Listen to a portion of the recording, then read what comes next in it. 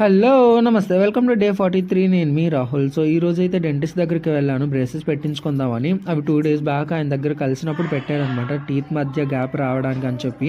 అవేవో రబ్బర్‌లా ఉన్నాయి. చాలా పెయిన్ వచ్చింది. అవి 2 డేస్ అలానే భరించాను.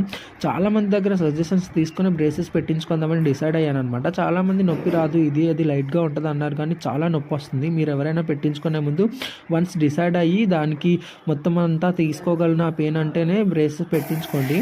అండ్ ఈరోజైతే మొత్తం అంతా మాకు గవర్నమెంట్ హాస్పిటల్లోనే ట్రీట్మెంట్ అంతా అయిందనమాట.